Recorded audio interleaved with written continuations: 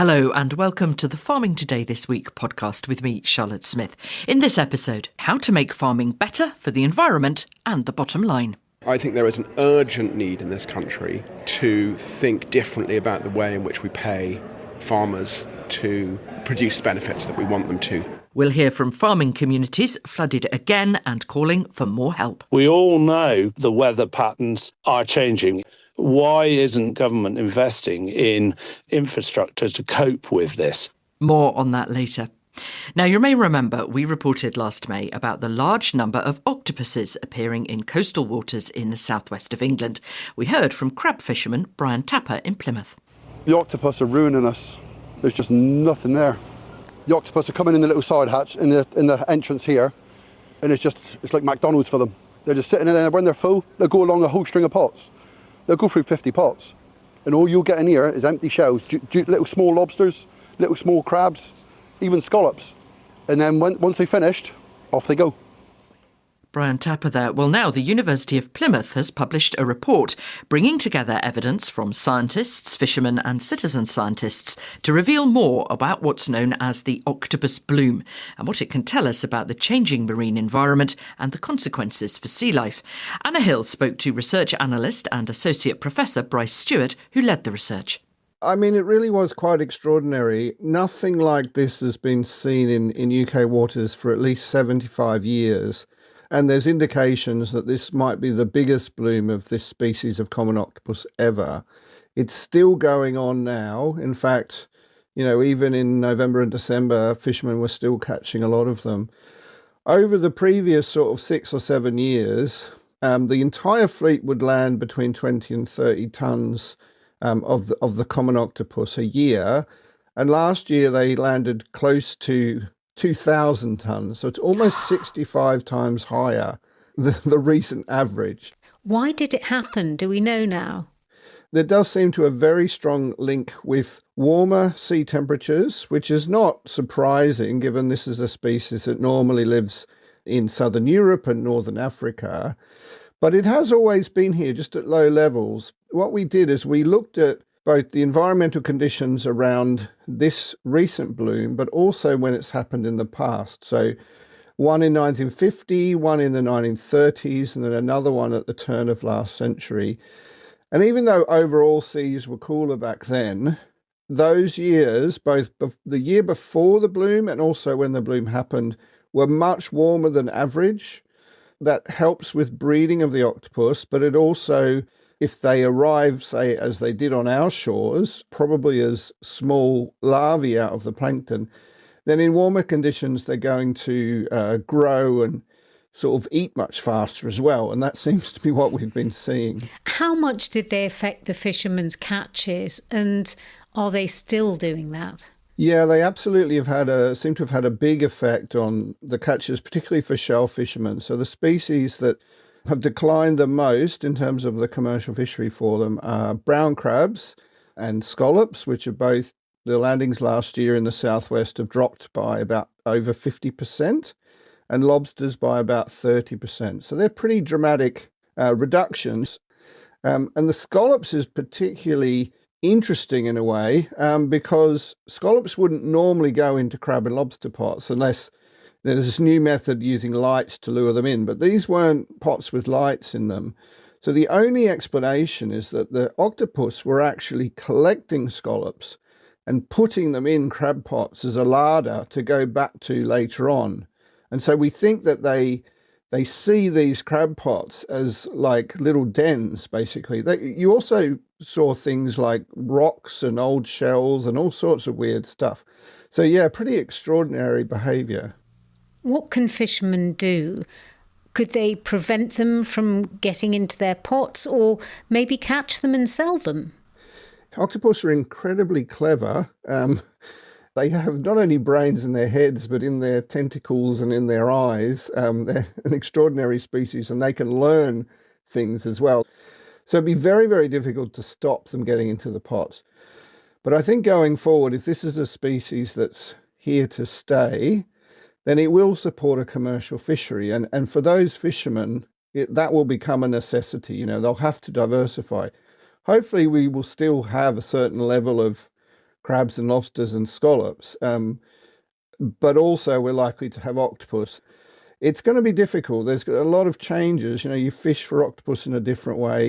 You have to find different markets for them, mostly overseas. British people don't really like to eat them very much.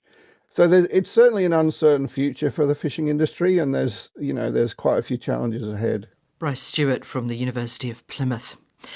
At the end of a rough week, let's talk about the weather. It has dominated life for many, from storms and flooding in southwest England to snow and rain in parts of Scotland, flooding in Northern Ireland and strong winds and rain across Wales. Much of this has been due to Storm Chandra. But this month we've also had 2 other named storms and above average rainfall. BBC Weather says some areas have had twice their average for this time of year. The wettest areas, like Aberdeenshire, have had triple. Bruce Mackey is an organic dairy farmer in Aberdeenshire. He's also been contending with snow. Local farmers with snow ploughs keeping the road open. That's been a fantastic effort, and also a great effort by our tanker drivers to get through when they could get through. One of the big challenges as a dairy producer is getting our milk collected in the snow. We missed 2 collections, so we lost 2 tanks of milk. Probably about 15,000 litres that we had to pour away. So frustrating to have to do it anyway, having spent all the time and effort and things to get the cows milked and fed and everything, to just have to pour it down the drain. Bruce Mackey there. Well, on the Somerset levels, a major incident was declared after Storm Chandra, and they're facing more rain this weekend. Arable and beef farmer James Winslade farms on the levels. His land was underwater for 3 months during the floods of 2014, and when we spoke earlier this week, he told me 95% of his land was back underwater. It's like an inland sea.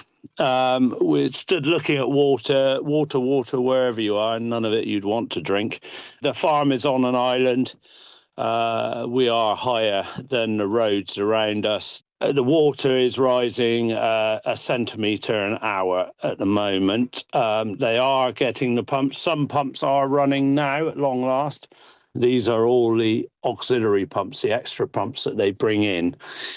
In the end, the Environment Agency relented, brought the pumps in early. Thank goodness they did, because we would be in a lot different situation. We all know the weather patterns are changing. They're predicting heavier, wetter winters. Why isn't the infrastructure, why isn't government investing across the whole country in infrastructure to cope with this? James Winslade in the Somerset levels. The Environment Agency told us powerful pumps were sent to support key pumping stations across the Somerset levels much earlier than agreed flooding trigger points. They are already operating and reducing water levels ahead of further forecast rain, with further equipment en route from national stockpiles. We deliver many £1 million worth of flood defence work across Somerset annually, including on the River Parrett. Well, the state of infrastructure is becoming a bit of a theme in rural areas. In Devon, the leader of the Liberal Democrat-run county council has called on the government for urgent financial support because of the impact of this month's storms, particularly on roads and railways, saying more frequent rough weather highlights the need for more investment. James Dyke, Associate Professor of Earth Systems Science at Exeter University, says the country has to do more to adapt to climate change. A consistent message from the Climate Change Committee is that the UK has not been keeping up. It needs to invest an awful lot more resources, effort and money in protecting communities, rural communities, coastal communities and urban communities from climate change. So when we look at, for instance, the rail line at Dawlish or roads across Devon which have been closed because of flooding, is that what they're talking about there? Absolutely. The section of the rail line that we lost in the last storm, just down the road from where I live in Exeter, they've only recently finished rebuilding that and doing the flood protection works from the 2014 storm. So in the not too distant future, they're going to have to do even more work, because in some respects it's trying to keep up with an escalator or a treadmill that's running faster and faster. Now, for some portions of the country, there will be political will and there will be sufficient support for us to continue that work. For other places, not so much. So already there are decisions about which bits of the coast and maybe which bits of floodplain are we going to protect and which are we going to have to retreat away from. We've just heard from James Winslade in Somerset on the levels. It's flooded again, but there is a cost-benefit analysis here. If farmland takes the hit, then it's not worth spending loads of money to defend it fundamentally. Yeah, so farmland has always had an important role to play in flood defence, which is essentially allow waters that have breached rivers to occupy that land. So it's certainly been some disastrous planning decisions about situating homes and houses on floodplains. But that does mean that if we're expecting farmers to take up the slack of flood protection schemes, then they need to be, in some respects, reimbursed, because obviously it's a direct impact on their livelihoods. What sort of bill are we looking at then in the UK if we start trying to adapt infrastructure? We can adapt to a certain amount, but if we don't also see at the same time the now quite rapid phase out of the burning of coal, oil and gas, then we are in some respects going to be wasting our money, because whilst we will be able to deploy infrastructure and engineering for higher and higher seawalls at quite significant costs, so we're probably talking in the realms of tens of billions of pounds, eventually those things will be overtopped by rising sea levels. So we have to make some difficult decisions about how we're going to allocate resources to defend the places, the towns, the country, the farmland that we think is most important. We're also going to have to accelerate the phase out of fossil fuels and play our part in the international efforts to do that. Because if that doesn't happen, then I'm afraid the prospects for the British Isles, for the United Kingdom, is going to be very, very bleak. James Dyke from Exeter University. Well, earlier this week, I went to an event all about making the whole food system more sustainable. Food manufacturers, retailers, policymakers and some farmers were there discussing what needs to change. I'm just making my way up the stairs, and ahead of me is a beautiful stained glass sign, and it says Royal Agricultural Hall. Well, the sign and indeed the hall date back to the 1860s. This place is now the Business Design Centre here in Islington in North London, and today it is playing host to Sustainable Foods 2026. We're going to be bringing you the 5th annual Sustainable Foods Conference here at the Business Design Centre in London. As I say, it does cover the whole food chain. For obvious reasons, we're just going to concentrate on the farming end of all that. So let's start with Henry Dimbleby. He's speaking here. He's the author of the National Food Strategy, produced for the last government, co-founder of Leon, the fast food restaurant chain, and co-founder of Bramble Partners, an investment firm which he says will back businesses that will change the food system for the better. For farming, it's fascinating. I can start where you wouldn't expect me to. So, on appetite-suppressing drugs. So I think for farmers, if you're in the commodities game, people eating less is a problem.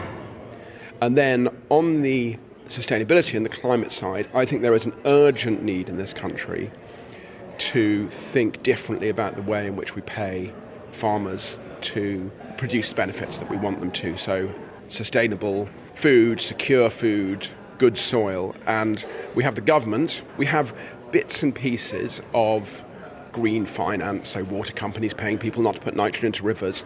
But fundamentally, I think we need to move to a mass balance approach, similar to what we have in fair trade, where there is a premium for farming in a certain way. We need farmers to shift much more quickly towards regenerative. And the way to do that is to create a premium working with some of the big companies here that gets paid to people who are making commodities. There's one sort of basic problem with that, which is define regenerative. What you might mean by regenerative and what somebody else at this conference might mean can be two very different things. 100%. And the question is, who does that? At the moment, you have this crazy system where you've got brands, marks, which I think are important. So Soil Association have a brand. There are some people who get the premium through the customer, but most people do not have the headspace to think about that. And so more broadly, regenerative farming, what do you have? You have things the government will pay you to do, which change, uncertain, move from scheme to scheme. And are different in the different parts of the UK, because Yes. Here in England we have ELMS, the Sustainable Farming Incentive, which is closed at the moment to new applications, will open for small farms, we don't know what that means yet, in June. Yes, so then you've got in the commodities market the Nestle's, the Ferreros, those kind of people who all have their own standards, their own tick sheets. And so the question is, who is it that makes these rules? And I think you need to have farmers cooperatising and then pre-competitive efforts from companies to define standards on which there's a premium. How do the farmers make sure that they get enough money for that? That has to be about cooperatisation. You cannot negotiate with a huge multinational unless you are doing it in some way in a cooperative fashion. Henry Dimbleby there. Well, the Farming Minister, Angela Eagle, is also at this event. She agrees that our food system isn't currently working for everyone and change is needed. I asked her where farming fits in. Well, what needs to change in farming, firstly, is that we need to farm more sustainably in an eco-friendly way so that we can make the best use of our resources. We want to make farming as profitable as possible, which is why we've got the Baroness Batters report, and we'll be making some announcements about how we're going to implement that. We've got the farming roadmap, which will set more of a direction that farmers can perceive. And so ideally, what we want is a farming system which produces lots of fresh food in a sustainable way, which we can get to every part of our society. So I think that they've got a huge role to play in trying to make sure that we change our food system for the better. In England, though, the government schemes that we have when they're up and running are public money for public goods. They're not about food production, are they? Well, they are about farming in an environmentally friendly way.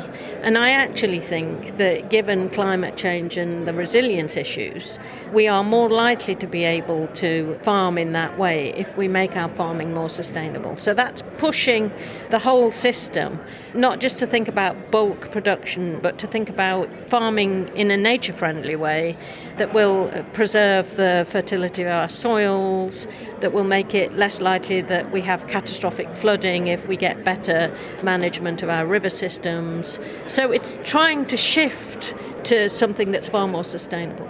There's a lot of talk at this event about regenerative farming. Yeah. Some farmers and equally some consumers see that as a bit of a catch-all, even a greenwashing term, because there isn't really one definition of what it actually is. Where does it fit into the government's thinking? We have to make certain that we farm in a way that fits in with the environment rather than destroys it. And the more that we learn about how that is, the more we're going to be pushing the system with our farming monies to execute that change. I don't want to get into a big row about the definition of regenerative farming, but I'm going to say something like this. We need to farm in a more holistic way. That means that we can preserve for future use the fertility of the land. And so that means that some of our older ways of doing things aren't going to work. We need to, for example, bear down on water pollution that comes from the beef sector and the dairy sector. And there are ways we know we can do that, and we want to help the sector shift to doing that in a more effective way. But some of those changes, as farmers here will point out, add cost. So who's going to pay for that?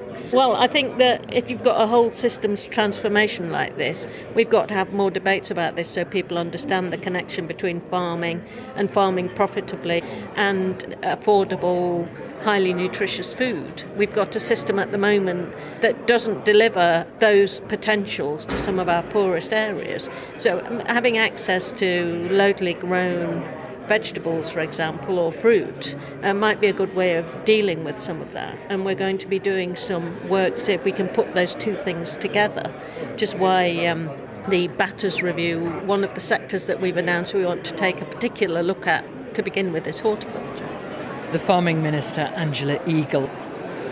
As you can probably tell by the noise, it's coffee break time, and I'm just in the back of the queue for a cup of tea and hopefully a biscuit. A lot of people here are from the sustainability end of big companies. A few farmers dotted around, and I've just bumped into Phil Hambling from ABP. We're a fresh meat processing company, so we're one of the largest beef and lamb processors in the UK. Principally, our core business is around providing own brand products to UK retailers. In that context, how important is sustainability?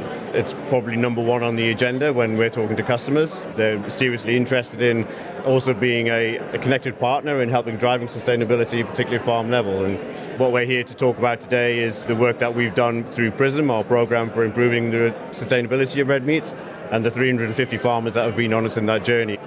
What sorts of changes have those farmers made to try and make red meat more sustainable? Because there are going to be people who are just laughing at this point and saying, look, it's fundamentally unsustainable. It's not really that good for us in large quantities. We need to be moving away. Clearly, this is a much more complicated picture than some of those reductionist arguments would play for. We're in our second round of assessments right now, working in partnership with Harper Adams. And some farmers have made some significant changes, changing their breeding patterns, switching up their agronomy, much more use of multi-species swards, reducing fertiliser use. And for the farmers that have changed, have made a significant reduction in their emissions as well, somewhere in the order of 2 or 3 kilos of CO2 equivalent per kilo of beef. What about the price in all this? Will your customers pay more? Well, what we've seen is perhaps a maturity within a good number of brands actually willing to invest. But what they understandably want is also to be able to capture that benefit for the customer. They want return on that investment in sustainability terms. So now we have seen very, very significant investments from a number of different brands in this space, and we're happy to be partners to some of those. When it comes to consumers, there's a lot of talk, particularly here, about things like regenerative farming, about sustainability. How much of that is actually meaningful to a shopper in the sense that they'll be happy to pay a bit more for it? I think in general terms, the average consumer's understanding about sustainability is very low. But to be fair, I rely on aeroplane manufacturers to do a good job every time I get on an aeroplane. And I think a lot of consumers want to rely on those brands and the food industry to do the right thing for them. To be able to navigate all that complexity on a label is very, very challenging. And explaining why doing a good job deserves a premium is also very difficult for consumers. But there's always going to be room for premiumisation. But if something premium becomes mainstream, there's no more premium. And I think there's something about how we help farmers, help them on the journey of sustainability, help improve their farm resilience, and hopefully helping secure the economic resilience at the same time. I'm standing on the balcony now, overlooking people mingling and networking in the break. It's amazing just how many people are at this event and who comes. We've got CEOs from Tesco and from Morrison's, the CEO from Muller, Managing Director of Arla, the President of Danone, and standing next to me, Andy Cato from Groove Armada, who's also co-founder of Wild Farmed and a farmer. Now, Wild Farmed pays farmers a premium for regenerative farming, and then it sells branded products, but it also sells ingredients to other food producers. So what is regenerative farming? Because one of the criticisms of it, which we've heard today, is it can mean anything. Well, I suppose at its most basic, it's farming that leaves the ecosystem better than it finds it. But to build awareness and build agency amongst our customers from the beginning, we wanted to be very clear about what we meant by that. And so the first iteration of that was our Wild Farm Standards. Ultimately, we want to say to our customers what's happened to nature, what's happened to water, what's happened to carbon, and of course what's happened to farmer outcomes, because if we haven't got good farmer outcomes, there's nothing else to talk about. So it's sustainable in that it's good for the environment, good for biodiversity and so on, but it has to be financially sustainable, which is where the premium comes in. We've assigned value to nature on non-food producing land. What we've singularly failed to do is value nature in food producing systems, and our whole mission is to bring nature and food production together, and a lot of the last 6 years has been developing a nature metric that's affordable and scalable for arable systems, because ultimately farmers can only respond to economic incentives. They're right up against it financially speaking, so if we don't create economic incentives for nature, for water quality, for food quality, then how can farmers possibly deliver them? And who's paying for this? Is it the consumer ultimately who's choosing to spend a bit more on a wild farmed loaf than a different loaf? I think, well, at the moment, our customers pay a little bit more. Ultimately, I think as a society, we have to redefine what we value. So the Treasury needs to move beyond language of subsidy and recognise that actually supporting farmers to regenerate land and nature, build resilience, is probably the best return on investment that any government can make. In the meantime, we have to find solutions ourselves. And so one of the things that we've done, which I think is unique in grain markets at least, is to build a segregated supply chain so we can measure the nature, the water, the carbon, the grain quality impacts on a field level. We can then keep that supply chain segregated, and that allows us to get everyone along that supply chain to participate. And we have to collaborate on this. We can't put all this on farmers. Andy Cato. And you can hear more about a sustainable food system on next week's food programme, when Dan Saladino will ask retailers, politicians, food companies and farmers how they see the future of food, health, sustainability and resilience. That's it from us. I'm Charlotte Smith. The producer is Beatrice Fenton, and Farming Today this week is a BBC Audio Bristol production.